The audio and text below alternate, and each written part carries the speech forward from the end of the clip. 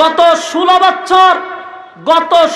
বছর বহু ব্লগার, বহু নাস্তিক, বহু মুরতাদ নবীর বিরুদ্ধে ফেসবুকে লেখালেখি করছে। নবীর রুহানি সন্তানরা প্রতিবাদ করার জন্য মাঠে ময়দানে নামছে। কুত্তা বাহিনী গুলি করে আশিক রাসূলদের বুক জাজজা করে দিছে, কিন্তু নবীর দুশমনদের একটারও জেল হয় নাই, ফাঁসি হয় নাই। বাস্তব কইছি না বাস্তব? আপনি 16 বছর কাটটা দেখেন, সবাই যারা ভারতের দালালগুলি নবীর বিরুদ্ধে লেখছে ফেসবুকে, এখানকার কিছু সুশীল সমাজরা নবীর বিরুদ্ধে লেখছে, নবীর বিবাহ নিয়ে লেখছে, আয়েশাকে নিয়ে লেখালেখি করছে। এরপরও বাংলাদেশে একটারও বিচার হয় নাই। যারা নবীর প্রেমে পাগল হইয়া মাঠে ময়দানে নামছে নবীর ইজ্জত রক্ষার জন্য, তাদেরকে পাখির মতো গুলি করে মারছে, কিন্তু কোন নবীর দুশমনকে বাংলাদেশে বিচার করতে দেয় নাই, এই পর্যন্ত হয় নাই। বাস্তব না বাস্তব? এই জন্য আমি বলবো, নবীর 4 ছেলে চলে গেছে, অসুবিধা নাই, কিয়ামত পর্যন্ত নবীর রুহানি সন্তানরা আছে। আল্লাহর জাতের কসম, 16 বছর যা হইছে, শুধু আমাদের ভাইয়েরা শহীদ শাহাদাত বরণ করছে। আবারও যদি বাংলাদেশে নবীর বিরুদ্ধে কেউ কথা বলতে যায়, নবীর বিরুদ্ধে যদি এক কলম লেখার সাহস পায়, বাংলাদেশের নয় শুধু গোটা পৃথিবীর সমস্ত রুহানি সন্তানরা আবার জেগে উঠবে। আর আমরাও প্রতিজ্ঞা করবো ইনশাআল্লাহ, এবার যদি নবীর বিরুদ্ধে কেউ কটূক্তি করে, প্রশাসন গণার টাইম নাই, আইন নিজের হাতে তুলে নেব ইনশাআল্লাহ।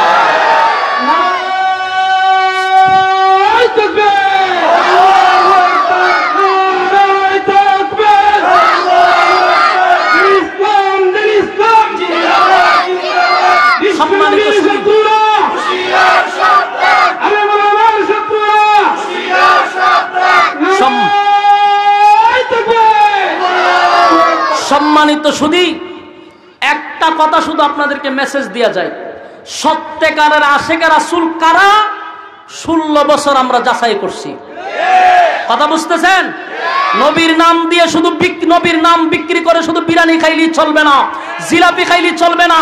নবীর বিরুদ্ধে কথা বললে রাজপথে রক্ত দিতে হবে। এটাই হলো আশিক রাসূলের পরিচয়, এটা উম্মতে মুহাম্মাদের পরিচয়। তুমি নবীর নাম বিক্রি করে খাইবা, নবীর বিরুদ্ধে কেউ কথা বললে তখন মাঠে ময়দানে দেখা যায় না, শুধু বছরে একবার বিরিয়ানির জন্য লাফালাফি বাংলাদেশে আর হতে দেওয়া যাবে না। বন্ডামির জায়গা বাংলাদেশে আর চলবে না এখন থেকে। এই দিন নাই, ওই দিন বাগে খাইলিছে। হ্যাঁ, আম্মা থাকতে, আমাদের আম্মা জান থাকতে যতগুলা বন্ডগুলা মাথা গজায় উঠছিল, সবগুলার গিরাগারা ভাঙিয়ে দিবেন, গিরাগারা। নেক্সট টাইমে যদি মাথা ছাড়া দিয়ে উঠে, হবিগঞ্জের তৌহিদি জনতাকে বলবো, আমি আশরাফির শরীরে মাপ দিলে 60 কেজি হয় না, কলিজা নিয়ে মাঠে নামছি, বেদাতির কোনো স্থান হবে না ইনশাআল্লাহ। কোন বন্ডদের স্থান হবিগঞ্জ থেকে হবে না। এর জন্য প্রতিবাদ করে তুলুন, এক একজন দুর্গ করে তুলুন, আপনারা মুজাহিদের মতো ভূমিকা পালন করুন। আল্লাহর কসম, বেদাত মুক্ত হতে 1 সপ্তাহ লাগবে না। তবে বিড়ালের মতো না, বাঘের মতো। কথা বুঝতেছেন? এই মিয়া তো ভয় পান কেন? ভয় পান কেন? বেদাত যেগুলা বেদাত করে, শিরিক করে, নবীর বিরুদ্ধে বলার পরে যারা প্রতিবাদ করে না, এরা কিসে আশিক রাসূল? কয়ডারে রক্ত দিতে দেখছেন? কয়ডারে মারে নামতে দেখছেন? আমাদের কওমির আলেমরা রক্ত দিছে রাজপথে নবীর জন্য, জেল কাটছে আমরা নবীর জন্য। 16 বছর একটারও তো দেখলাম না নবীর পক্ষে রক্ত দিতে। হ্যাঁ, খাওয়ানোর সময় ঠিক আছে। এই জন্য বলবো, ভয় পাওয়া যাবে না। কথা বুঝতেছেন? আবু উবাইদা ইবনুল জাররাহ, আবু উবাইদা ইবনুল জাররাহ, উনি এক যুদ্ধের সেনাপতি ছিল। আবার উনার সাথে ছিল খালিদ বিন ওয়ালিদ, উনি ছিল তখন বাহিনীর মধ্যে। তো উনি নামাজ পড়াইতেছে, সালাম পিরাই দেখে অসংখ্য কাফেররা তাদের অস্ত্র নিয়ে মুসলমানদেরকে ঘেরাও করছে। সালাম পিরাই দেখে যে শত্রু চতুর্দিক দিয়ে ঘেরাও করে নিয়েছে। ঘটনা কি? তখন শত্রুরা উস্কানি দিতেছে, হ্যাঁ আবু উবাইদা ইবনুল জাররাহ, এই নি তোমরা মুসলমান, আজকে তোমাদের অস্তিত্ব বিলীন করে দিব। মানে বিভিন্ন ধরনের উস্কানিমূলক একের পর এক কথা বলতেছে। উনি তো চুপ করে বসে রয়েছে। অনেকক্ষণ তাদের বড় বড় কথা শোনার পরে আবু উবাইদা ইবনুল জাররাহ বলল, আমার এখানের মধ্যে কে আছেন যে পুরা 60,000 সোলজার বাহিনীরে একজনে দৌড়াইবেন কে আছে? এরা কতজন? 60,000। আর এরা 60-70 জনিব। 60,000 রে কে দৌড়াইতে পারে? একজন দাঁড়ান। এরকম 3 জন সাহাবী দাঁড়াইছে, কিন্তু আবু উবাইদা ইবনুল জাররাহ তাদেরকে অনুমতি দেয় নাই। 4 নম্বরের মাথায় খালিদ বিন ওয়ালিদ দাঁড়াইছে। আমি পারবো পারবো বলছে। পরে উনি আমি আপনারই তালাশ করছিলাম, এখানে আসেন। ঠিক আছে, আপনি পারবেন বললেন, কিন্তু আমার যুক্তি দিতেই বল। আপনি আমার বুঝাইতে হবে যে 60,000-এর সাথে আপনি কিভাবে একা লড়াই করবেন, এটা কিভাবে সম্ভব আমারে বলেন। উনি প্রথমেই বলছে যে আল্লাহর নবী বলছে যাদের ভিতরে ঈমান নাই এরা মুর্দা। যাদের ঈমান নাই এরা কি? মুর্দা। আর যাদের ঈমান আছে এরা জিন্দা। এরা 60,000 কেন? এরা 60 লক্ষ আইলো, আমি মনে করি আমি জিন্দা, এরা মুর্দা। সুবহানাল্লাহ। তরবারিরে লইয়া একটা দৌড় দিছে 60,000-এর ভিতরে, এরা 60,000-এর ডুসাডুসি লেগে সব সমান হয়ে গেছে। তো কলিজা থাকতে হবে অনেক বড়, কথা বুঝতেছেন? লড়াই করতে হবে, সংগ্রাম করতে হবে। ইসলাম কায়েমের জন্য নবী রক্ত জড়াইছে, ইসলাম জিন্দা হইছে। আপনারা হবিগঞ্জবাসীকে বলবো, এটা তাফাজ্জল হক হবিগঞ্জের এলাকা, আহলে হকদের এলাকা। কোন শিরিক, কোন বেদাত করতে দিবেন না। রাজি আছেন ইনশাআল্লাহ? আর যদি বাংলাদেশে কেউ নবীর বিরুদ্ধে কথা বলে, কোন আইনের ওই বিচার হইব কোন সময়, এই অফাক আমরা করার ধৈর্য নাই। কথা বুঝতেছেন? প্রশাসন গণার তখন টাইম নাই। নবীর দুশমনের বিচার উম্মতে মুহাম্মদী নিজের হাতে করবে ইনশাআল্লাহ। কারা কারা রাজি আছেন হাত তুলে দেখায়া দেন। লিল্লাহে তাকবীর, লিল্লাহে তাকবীর। এই আল্লাহর হাবিবের নাম নিশানা যারা বলছে থাকবে না, এরা নাম আসেনি, এরা নামও নাই, নিশানাও নাই। আবু জাহিলের বাড়িতে এখন বাথরুম। আবু লাহাবের নাম বলে কেউ ডাক দেয় না, কারো সন্তানের নাম আবু লাহাব রাখে না, উতবা রাখে না, উতাইবা, সাহেবা, এদের নাম রাখে না কেউ। আর আমার নবীর নাম মুহাম্মদ সাল্লাল্লাহু আলাইহি ওয়াসাল্লাম। পৃথিবীতে সবচেয়ে জনপ্রিয় নাম হলো মুহাম্মদ। সুবহানাল্লাহ।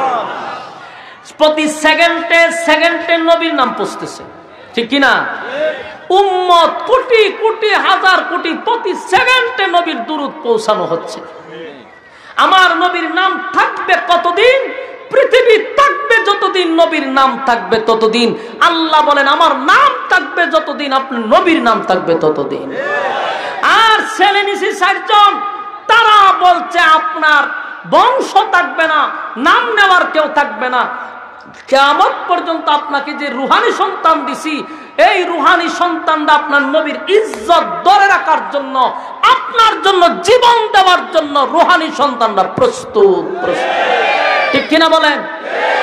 এখানে ভলান্টিয়ার নাই। আহারে, এইভাবে যদি ফুলা মানে চিল্লাচিল্লি করে মনোযোগী দিকে থাকবো না, এদিকে যাইব। যেই সমতে মক্কাতে কেউ সান্ত্বনা দেওয়ার নাই, আমার আল্লাহ এই সূরা নাজিল কইরা নবীর পক্ষে সান্ত্বনা দিছে, প্রতিবাদ করছে। আল্লাহ নিজে নবীর পক্ষে হইয়া প্রতিবাদ করছে। সুবহানাল্লাহ। আসুন কষ্টের সময়গুলো একটু বোঝার চেষ্টা করি, সংক্ষেপে শুধু আমি টাচ দিয়ে যাব। রাসূল আরবি সাল্লাল্লাহু আলাইহি সাল্লাম যখন কালেমার দাওয়াত দিত, তখন তো মক্কার মানুষ নবীর পক্ষে ছিল না, বিপক্ষে ছিল। একত্ববাদী খোদার দাওয়াত যখন দিত, তখন দ্বিত্ববাদী, তৃতীয়বাদী, বহুবাদী, এরকম আরো 3টা দল ছিল। কেউ 2 খোদা, কেউ 3 খোদা, কেউ বহু খোদায় বিশ্বাসী ছিল। আর আল্লাহর নবী দাওয়াত দেয় একত্ববাদী খোদা। এই দাওয়াত যখন চলতেছিল, মক্কার সবাই নবীর বিরোধিতা করত, বাধা দিত, আন্দোলন করত। এই মুহূর্তে যারা নবীরে সাপোর্ট দিত, পাশে দাঁড়ায় থাকতো, এদের মধ্যে হলো 2 জন, একজন মহিলা, একজন পুরুষ। মহিলা হলো নবীর বিবি আম্মা জান খাদিজাতুল কুবরা রাদিয়াল্লাহু তাআলা আনহা। নবীর পাশে থাকতো, নবীরে সাপোর্ট দিত। আরেকজন হলো নবীর আপন চাচা আবু তালেব, নবীরে সাপোর্ট দিত, নবীর পাশে থাকতো। যতদিন এই 2 জন নবীর পাশে ছিল, মক্কার মানুষ নবীর বিরোধিতা করত ঠিক, কিন্তু টাচ করার সাহস পাইত না। তাহলে টাচ করার সাহস পাইতো না কেন? খাদিজা একজন মহিলা, কিন্তু ওনার এত ভয় পাইতো কেন? ও বহুত কারণ, সব গুছায়া তার বলার সময় নাই। খাদিজার কিছু গুণ ছিল, এই গুণের কারণে মক্কার মানুষ ওনারে ভয় পাইত, সম্মান করত, ইজ্জত দিত। এক নাম্বার হলো খাদিজা ছিল উচ্চ শিক্ষিত, তখনকার জাহিলিয়তের যুগে উনি শিক্ষিত ছিল। আসেনি সুবহানাল্লাহ? দুই নাম্বার হলো উনি বংশীয় মর্যাদার দিক দিয়েও ভালো বংশের ছিল। তিন নাম্বার হলো ওনার অর্থ ছিল, টাকা পয়সা ছিল, ব্যবসা বাণিজ্য ছিল, এক ধরনের শিল্পপতি ছিল তখনকার যুগের। চার নাম্বার হলো তখনকার সবচেয়ে সুন্দরী ছিল। কিছু গুণে গুণান্বিত হইলে মানুষ সম্মান করে। এই সমাজে যদি মাইক বাহিরে চলে না, এগুলো তো ষড়যন্ত্র আছে, তো পুরো প্ল্যান। আমার সময় সব মাইক বন্ধ থাকবে কেন? বরং আমার সময় আওয়াজ বাইরিব বেশি, আরো সব মাইক বাহিরে বন্ধ করে রাখবো কেন? উদ্দেশ্য কি? সব মাহফিল মাইক বন্ধ, বাইরে বন্ধ করে তো রাখছি। ইসলামের একটা সীমা আছে। আল্লাহর রাসূল সাল্লাল্লাহু আলাইহি ওয়াসাল্লাম খাদিজার কাছ থেকে বড় ধরনের একটা সাপোর্ট পাইতো। আর আবু তালেবের বিষয়টা তো আপনারা জানেন, উনি তখনকার সর্দার ছিল, উনার সামনে দাঁড়াইয়া কথা বলার সাহসও তখন অনেকের ছিল না। তো এই দুইজন লোক যতদিন ছিল নবীরে কেউ টাচ করতে পারে নাই। এই দুইজন লোকের যখন ইন্তেকাল হয়ে গেল, আম্মাজান খাদিজাও চলে গেছে, সাসাও চলে গেছে। এখন বলুন, সাপোর্ট দেওয়ার কোন লোক? আহারে, এই মাইকটা দিতে ভাই কেন? হ্যাঁ, তার আওয়াজে তো বিরক্ত লাগতেছে। আল্লাহ রাসূল সাল্লাল্লাহু আলাইহি ওয়াসাল্লাম এই দুইজন লোক চলে যাওয়ার পরে সবচেয়ে বেশি রাসূল ভাঙা পড়ছে, অত্যন্ত ব্যতীত। কারণ মক্কার মানুষ চতুর্দিক দিয়া নবীর শত্রু, কারণ বহু বছর ধরে তারা নবীর উপরে আক্রমণ করতে পারে না। কিন্তু সবচেয়ে কাছের দুইজন ব্যক্তি চলে গেছে। বলুন, কষ্ট আসেনি ভিতরে? আপনারা এই কয়েকটা জায়গা একটু মনোযোগ দিয়ে শুনেন। রাসূলের ভিতরে কষ্টটা কি পরিমাণ একটু মনোযোগ দিয়ে শুনেন। চাচাও গেছে, স্ত্রীও গেছে। পরিস্থিতিটা যখন ভয়াবহ, নবী চিন্তা করলো এখন আপাতত মক্কাতে দাওয়াতটা বন্ধ রেখে দূরে কোথাও যদি দাওয়াত দেওয়া যায়, যেহেতু মক্কার পরিস্থিতিটা একটু ব্যতিক্রম, একটু দূরে যাই। যায়েদ ইবনে হারেসা লইয়া চলে গেছে তায়েফে। আপনারা ইতিহাস সবাই জানেন, তায়েফে গিয়া রাসূল দাওয়াত দিতে পারছে না? রক্তাক্ত হয়েছে। রাসূলরে বেঈমানরা রক্তাক্ত করছে। এই পরিমাণ রক্তাক্ত করছে, নবীর শরীর মোবারক থেকে এমন কোন জায়গা নাই যেখান থেকে রক্ত মোবারক বাইরেছে না। বেহুশ হয়ে পড়ে গেছে, আবার দাঁড় করাইছে, আবার মারছে। এই রক্তাক্ত শরীর নিয়া আবার মক্কায় ফিরে আসছে। এখন আপনারাই বলেন, মক্কায় যে ফিরে আসছে রক্তাক্ত শরীর নিয়া, উচিত না কেউ নবীরে সান্ত্বনা দেওয়া?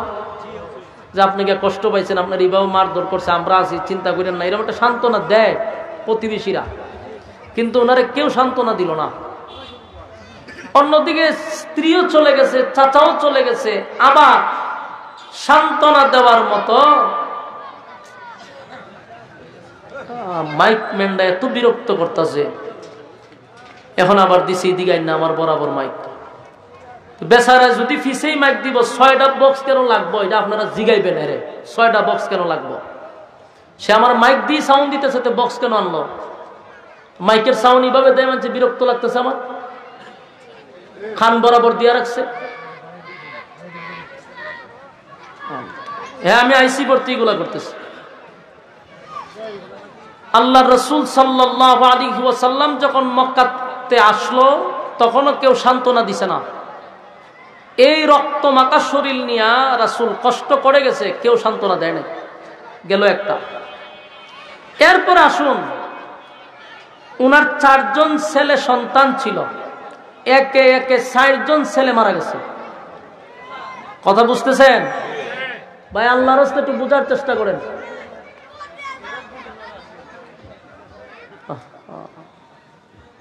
উলাফান টুলাফান সব লামাই দিছে মারো খেলবার লেগে। মনোযোগ দেন। আমারও শিক্ষা হয়েছে আলহামদুলিল্লাহ। আমার দিকে তাকান, সময় কম, আমারও শিক্ষা হয়েছে, দিকে তাকান। আল্লাহ রসুল সাল্লাল্লাহু আলাইহি সাল্লামের এই কষ্টের কথাগুলি আপনারা 4টা পয়েন্ট ইয়াদ রাখেন ভাই, কোন রকম 4টা পয়েন্ট স্মরণ রাখেন। এরপর ইনশাল্লাহ আমি আপনাদের কাছে বিদায় নিতেছি। মেহরবানি করে একটু মনোযোগ দেন, হাতে পায়ে ধরি মনোযোগ দেন। 1 নাম্বার হলো খাদিজা চলে গেছে। কেন সূরাটা নাজিল হয়েছে আপনারা এই জায়গাটা না বুঝলে সামনে বুঝবেন না। 1 নাম্বার খাদিজা চলে গেছে, 2 নাম্বার চাচা, 3 নাম্বার নিজের রক্তাক্ত, 4 নাম্বার 4 জন ছেলে রাসূলের চলে গেছে। বাবা হিসাবে তো একটা কষ্ট আছে, যদিও উনি আল্লাহ নিয়ে গেছে, এখানে নবীর কোনো অভিযোগ নাই, কিন্তু বাবা হিসাবে মনে একটা অবশ্যই কষ্ট। 4 জন ছেলে একে একে চলে গেছে। কষ্টগুলো একটা একটা খেয়াল করেন, ইয়াদ রাখবেন। স্ত্রী, চাচা, নিজের রক্তাক্ত 4 জন ছেলে। শেষ না, এরপরে শুনুন। একজন সাহাবী এসে বলতেছে, হুজুর আপনার সাহাবীদেরকে জায়গায় জায়গায় নির্যাতন করা হচ্ছে, মানে নবী তো নেতা কর্মীদেরকে জায়গায় জায়গায় মারতেছে। এই নিউজও নবীর কানে আসছে। বেলালের বুকে পাথর রাখছে, খাব্বাবরে জ্বলন্ত কয়লায় শোয়া রাখছে, কিছু কিছু সাহাবীদেরকে গাছের সঙ্গে বাইধা রাখছে, কোন কোন সাহাবীদেরকে গুড়ার পায়ের সঙ্গে বেঁধে মরুভূমিতে টেনে নেওয়া হচ্ছে।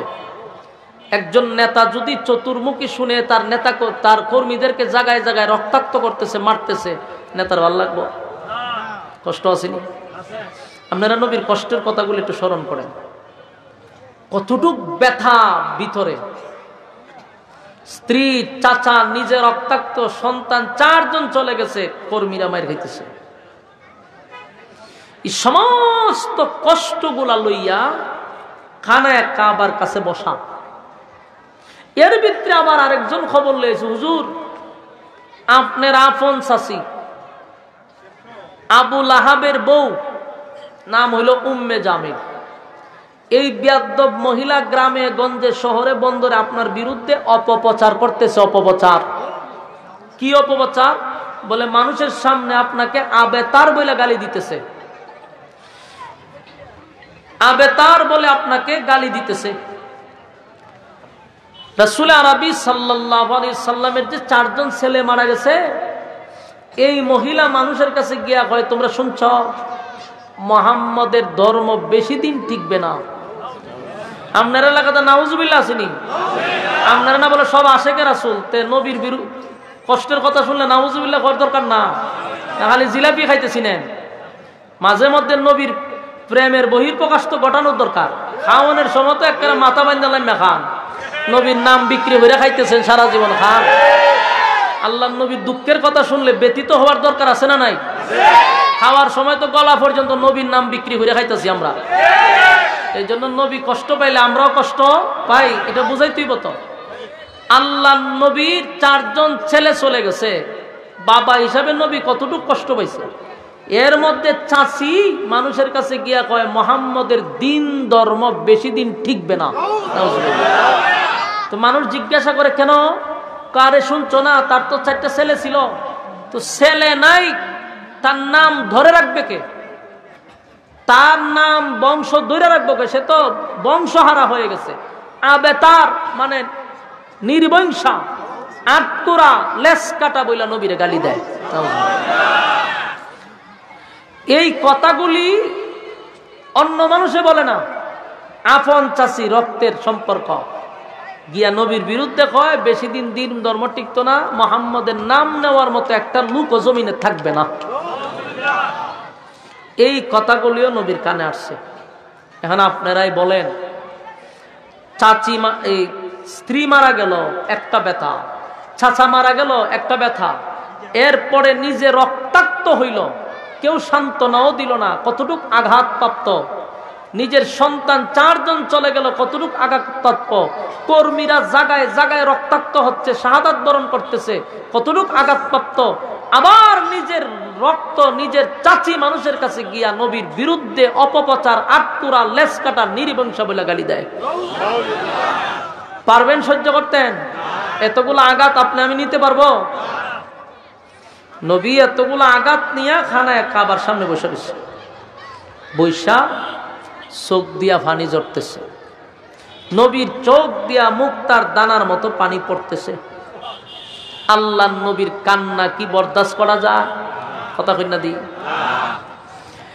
আল্লাহ রাব্বুল আলামিন বলেন, জিবরাইল রে, আমার বন্ধুর চোখের পানি আমি বরদাস্ত করতে পারি না। ওই তাকায়া দেখানায় কাবার সামনে আমার বন্ধুর চোখের পানিগুলা ঝরতেছে, মুক্তার দানার মতো নবীর চোখ দিয়া পানিগুলা পড়তেছিল। আল্লাহর নবী এতগুলা ব্যথা গুলি লইয়া খানায় কাবার সামনে নবীর চোখ দিয়া পানি জড়ায়। উপস্থিত সাহাবীরা নবীর কান্নায়, নবীর ব্যথায় ব্যথিত হইয়া সাহাবীরাও কান্নার রোল পালাইল। নবীর চোখের পানি দেখা পশু পাখিরাও কান্না শুরু করছে। আল্লাহ নবীর চোখের পানি বরদাস্ত করতে পারল না। ঠিক এই মুহূর্তে আমার মালিক আমার নবীরে খুশি করার জন্য, আমার নবীরে খুশি করার জন্য আল্লাহ রাব্বুল আলামিন তখন সূরা কাউসার নাজিল করে। সুবহান। আপনারা শুধু নবীর কষ্টের কথাগুলো একটু স্মরণ করেন। কতগুলা ব্যথায় ব্যতীত হইয়া, কতগুলা কষ্ট লইয়া পয়গম্বরের চোখ দিয়া পানি পড়ে রে। ঠিক ওই মুহূর্তে আমার আল্লাহ বন্ধুরে খুশি করার জন্য সূরা কাউসার নাজিল করছে। আল্লাহ ডাক দিয়া বলেন, কেন কান্দেন আপনি? কেন কান্দেন বন্ধু? আপনার কান্নার কারণ কি জানতে চাই, বলুন তো দেখি। আমার মালিক জানেনি নবী কেন কান্দে। জানার পরেও কেন জিগায় রে? তার মানে হলো, বন্ধু আপনি বললে আমার ভালো লাগে, আপনি বললে আমার ভালো লাগে, তাই আপনাকে আমি জিজ্ঞাসা করি। আল্লাহ নবীর আল্লাহ জিগায়, বন্ধু আপনার স্ত্রী চলে গেছে কান্দেন, আপনার সন্তান চলে গেছে এই জন্য কান্দেন, আপনি রক্তাক্ত হইছেন এই জন্য কান্দেন। আল্লাহ নবী বলেন, না মালিক না, আপনি জানেন এই জমিনে আমার আপন বলতে এখন কেউ নাই। আমার চাচা চলে গেল, স্ত্রী চলে গেল, মাও নাই বাবাও নাই। চাচার কাছে ছিলাম, চাচাও চলে গেছে। স্ত্রী আমাকে সাপোর্ট দিত, স্ত্রীও চলে গেছে। আপনার ডাকে সাড়া দিছে, মাঝখানে আমার কোনো অভিযোগ নাই গো, কোনো অভিযোগ নাই। আর আমি তায়েফের ময়দানে গিয়া রক্তাক্ত হয়েছি আপনার দিন প্রচার প্রসার করতে গিয়া। আপনার দিন প্রচার প্রসার করতে গিয়া যদি শাহাদাত বরণ করতাম, আমি নবী আরো বেশি খুশি হইতাম। কারণ আমি চাই আপনার রাস্তায় আমি বারবার শাহাদাত বরণ করি। আপনি আমারে বারবার জীবন দেন, বারবার আপনার রাস্তায় আমি শাহাদাত বরণ করি। কিন্তু আল্লাহ সেই জন্য আমি কান্দি না। স্ত্রী চলে গেছে কান্দি না, সন্তান চলে গেছে আপনি দিছেন, আপনি নিছেন, কোনো অভিযোগ নাই, এই জন্য আমি কান্দি না। মালিক আমার কর্মীরা জায়গায় জায়গায় মার খায়, আমার কর্মীরা জায়গায় জায়গায় মার খায়, এই জন্য আমি কান্দি না। আমি কান্দি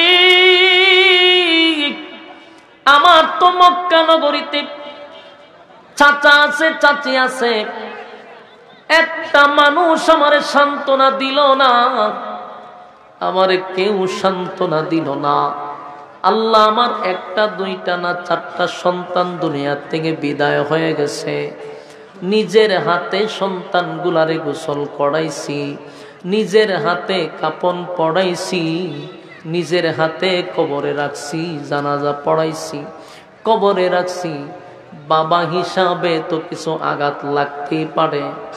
আমার আপন চাচি আমার সান্ত্বনা দিল না, চাচা সান্ত্বনা দিল না, এতেও আমার কষ্ট লাগে নাই, কারণ আপনার দেওয়া নিয়ামত আপনি দিছেন, আপনি নিছেন, আমার কোনো কষ্ট নাই।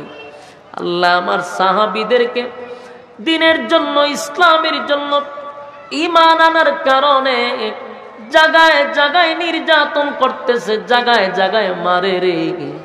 বেলালের জিহ্বার মধ্যে আল্লাহ বলার অপরাধে পেরাক মাইরা দিছে। বেলালের অপরাধ একটাই, অপরাধ আল্লাহ বলার কারণে বেলালের জিহ্বাটা বাহির করে পেরাক মেরে দিছে রে। তবু আল্লাহ বলা ছাড়ে নাই, আল্লাহ বলা ছাড়ে নাই। খাব্বাবরে জ্বলন্ত কয়লার মধ্যে শোয়া দিছে, ঈমান ছাড়ে নাই, ঈমান ছাড়ে নাই, ঈমান ছাড়ে নাই। আমার যুবক ভাইরা, আল্লাহর নবী বলেন, মালিক সাহাবীরা জায়গায় জায়গায় মার খায়, এই জন্য কান্দি না, কারণ তারা যদি ইসলামের জন্য, দিনের জন্য শহীদ হয়ে যায়, আপনার তুরি জান্নাত পাবে, তে আমার দুঃখ পাওয়ার কিছু নাই। আমি কান্দি যেই কারণে আমার মা নাই, বাবা নাই, আত্মীয় স্বজন কেউ নাই, যারা ছিল তারাও বিরুদ্ধে। আমার চাচি তো আমার মায়ের মতো, আমার যে 4টা ছেলে চলে গেল, আমি যে রক্তাক্ত হইলাম, উচিত ছিল আমার চাচি আমারে সান্ত্বনা দেওয়া, সান্ত্বনা দেওয়া। সান্ত্বনা তো দিলই না। গ্রামে গঞ্জে শহরে বন্দরে সব জায়গায় মানুষের কাছে গিয়া কয়, আমি আবেতার, আমি আটকুরা, আমি লেস কাটা, আমার নাম নেওয়ার মতো কেউ থাকবে না। মালিক এটা বরদাস্ত করতে পারি না, আমি সহ্য করতে পারি না। আমার আপন চাচি হইয়া কেমনে গো মানুষের কাছে গিয়া কয় আমার বংশ থাকবে না, আমার নাম নেওয়ার মতো কেউ থাকবে না। সেই ব্যথায় ব্যতীত হইয়া আমি নবী কান্ধি। আল্লাহ ডাক দিয়া বলে, হাবিব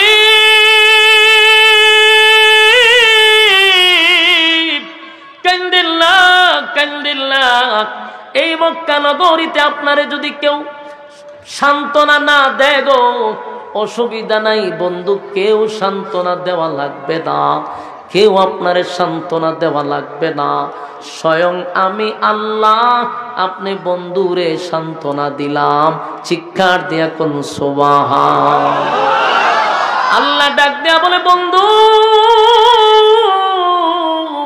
শুধু সান্ত্বনা নয় গো, আমি আপনারে গিফট করলাম, ইন্না আতাইনা কাল কাউসার। আল্লাহ সূরা কাউসার নাজিল করে বন্ধুরে কি পরিমাণ খুশি করছে। নবী যখন কাঁদতে ছিল, নবীর তন্দ্রা চলে আসছে, নবীর তন্দ্রা চলে আসছে, নবীর তন্দ্রার মাঝখান দিয়ে মুস্কি হাসি মারছে। সাহাবায়ে কেরাম জিজ্ঞাসা করে, নবীজি এতক্ষণ আপনি কানলেন, এতক্ষণ আপনি কানলেন, কান্নার মাঝখান দিয়া কেন মুস্কি হাসি দিলেন? এটা তো রহস্যজনক। কান্নার মাঝখানে যদি কেউ মুস্কি হাসি দেয়, ভাই আল্লাহর রাস্তে একটু সাউন্ডটা দেন, স্টেজে একটু সাউন্ডটা দেন, স্টেজে দেন, স্টেজ সাউন্ডে কোনো, স্টেজে কোনো সাউন্ড নাই, জান বাড়িতেছে আমার, স্টেজে সাউন্ড দেন।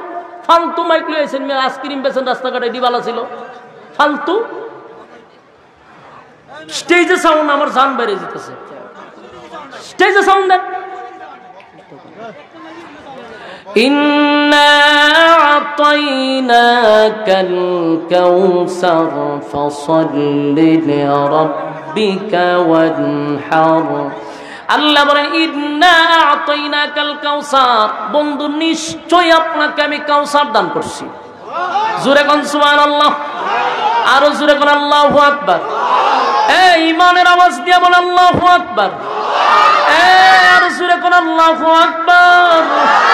আল্লাহ বলেন, বন্ধু আপনাকে আমি কাউসার দান করলাম, নিশ্চয়ই নিশ্চয়ই আপনাকে আমি কাউসার দান করলাম।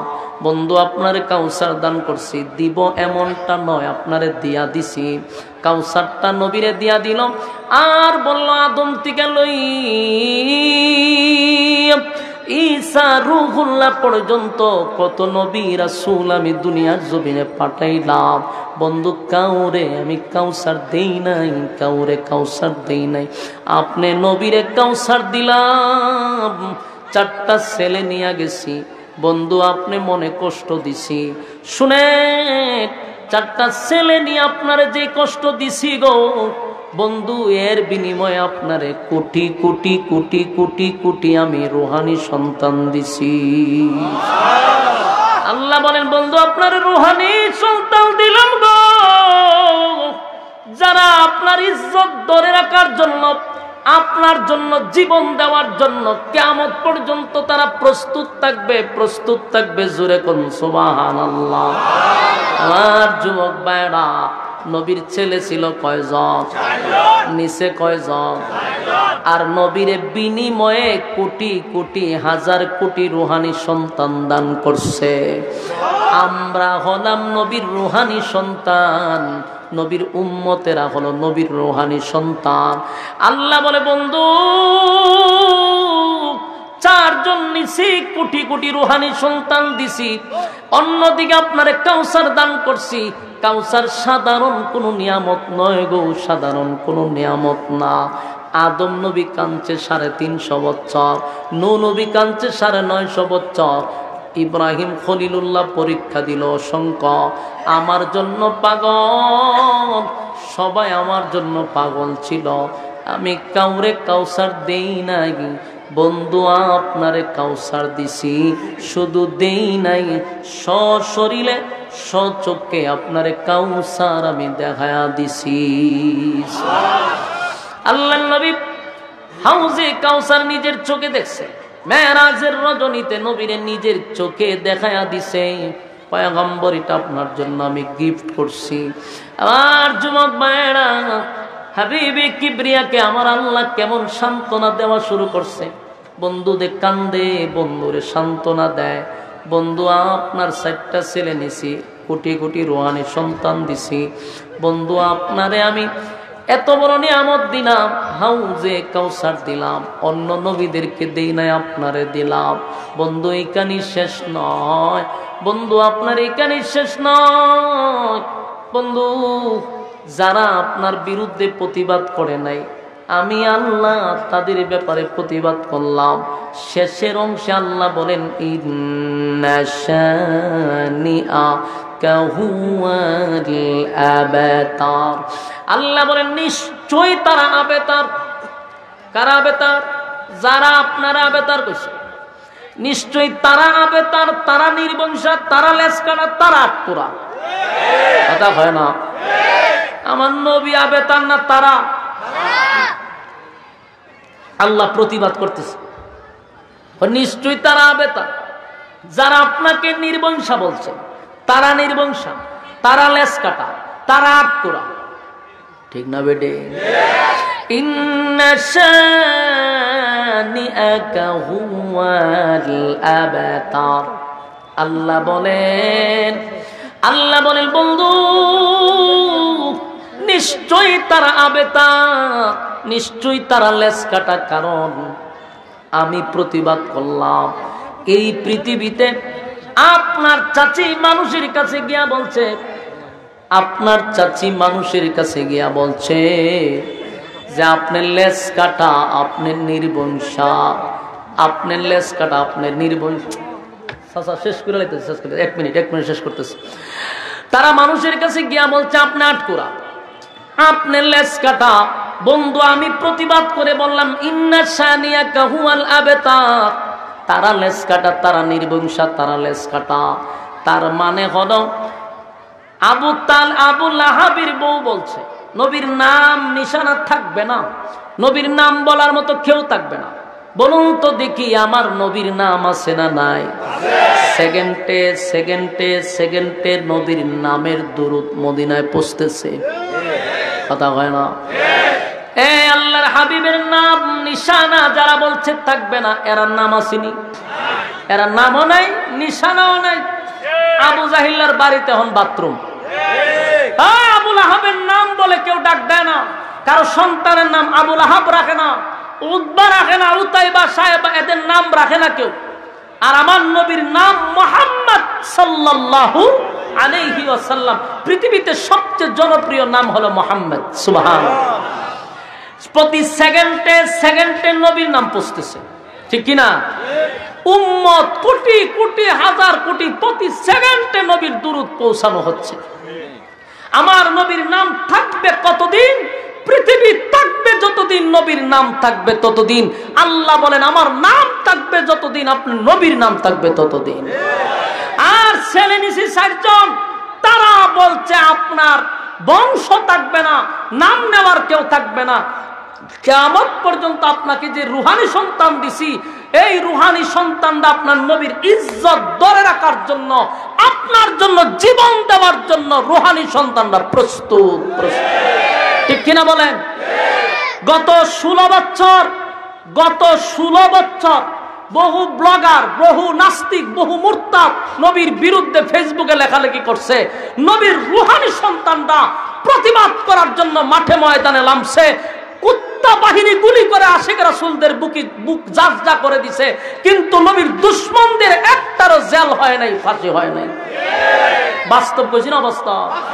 আপনি 16 বছর কাটটা দেখেন, সবাই যারা ভারতের দালালগুলি নবীর বিরুদ্ধে লেখছে ফেসবুকে, এখানকার কিছু সুশীল সমাজরা নবীর বিরুদ্ধে লেখছে, নবীর বিবাহ নিয়ে লেখছে, আয়েশাকে নিয়ে লেখালেখি করছে।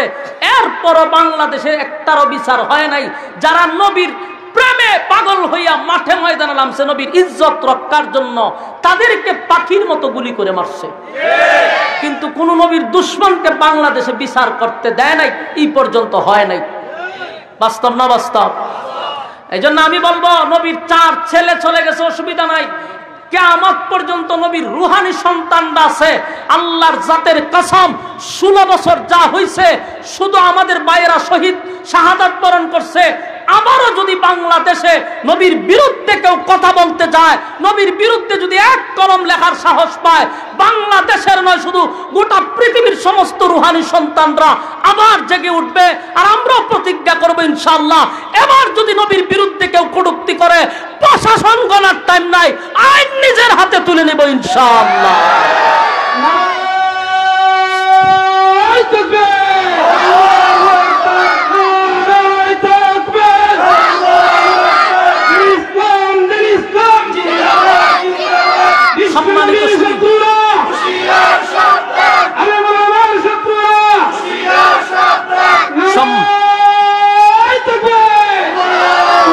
সম্মানিত সুধী, একটা কথা শুধু আপনাদেরকে মেসেজ দেয়া যায়, সত্যিকারের আশিকে রাসূল কারা 16 বছর আমরা যাচাই করছি। কথা বুঝতেছেন? নবীর নাম দিয়ে শুধু নবীর নাম বিক্রি করে শুধু বিরিয়ানি খাইলেই চলবে না, জিলাপি খাইলেই চলবে না। নবীর বিরুদ্ধে কথা বললে রাজপথে রক্ত দিতে হবে। এটাই হলো আশিক রাসূলের পরিচয়, এটা উম্মতে মুহাম্মাদের পরিচয়। তুমি নবীর নাম বিক্রি করে খাইবা, নবীর বিরুদ্ধে কেউ কথা বললে তখন মাঠে ময়দানে দেখা যায় না, শুধু বছরে একবার বিরিয়ানির জন্য লাফালাফি। বাংলাদেশ আর হতে দেওয়া যাবে না।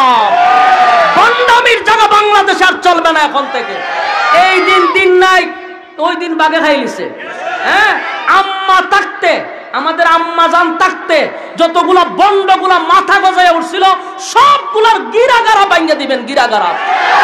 নেক্সট টাইমে যদি মাথা সারা দিয়ে উঠে, হবিগঞ্জের তৌহিদি জনতাকে বলবো, আমি আশরাফির শরীরে মাপ দিলে 60 কেজি হয় না, কলিজা নিয়ে মাঠে নামছি, বেদাতির কোনো স্থান হবে না ইনশাআল্লাহ। কোন বন্ডদের স্থান হবিগঞ্জ থেকে হবে না। এর জন্য প্রতিবাদ করে তুলুন, এক একজন দুর্গ করে তুলুন।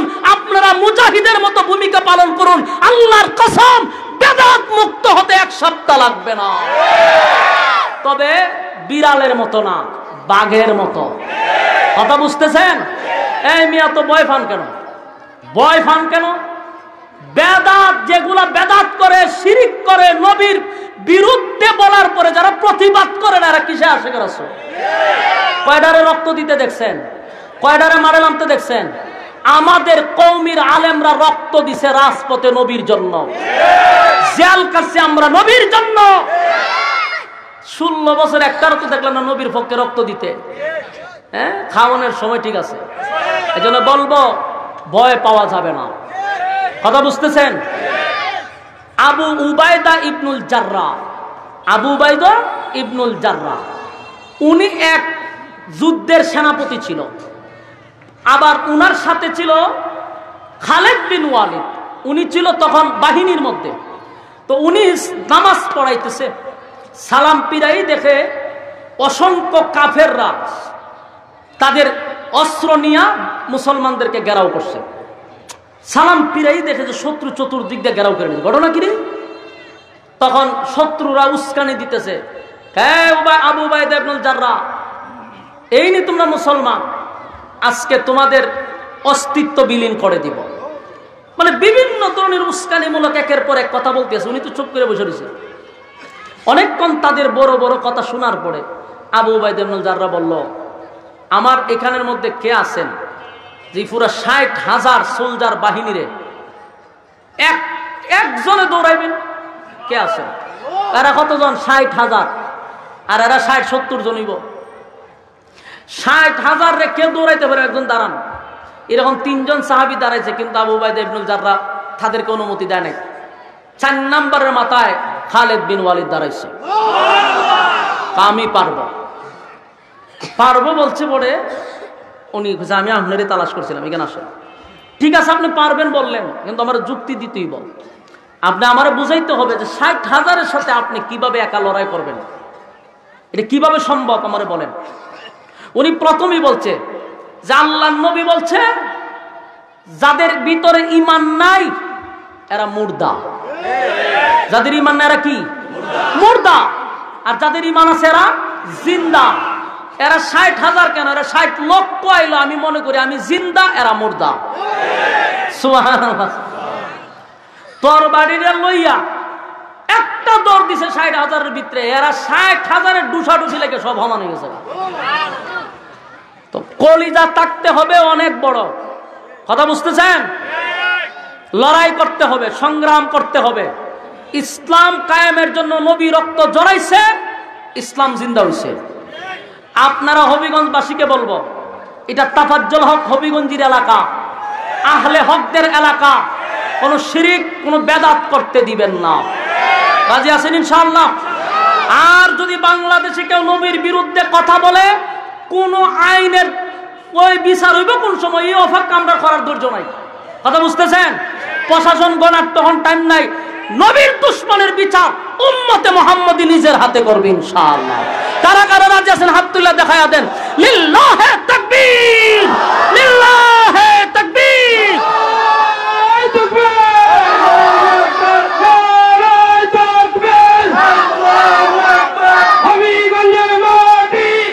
সম্মানিত সুধী, সম্মানিত সুধী, শেষ একটা কথা হলো, আগামী ফেব্রুয়ারির 8 তারিখ আপনাদের প্রতিষ্ঠান জামিয়া মদিনাতুল উলুম আশরাফিয়া মাদ্রাসার বার্ষিক মাহফিল 8 তারিখ শনিবার। ইনশাআল্লাহ আমার পক্ষ থেকে হবিগঞ্জবাসীকে দাওয়াত দিয়ে গেলাম।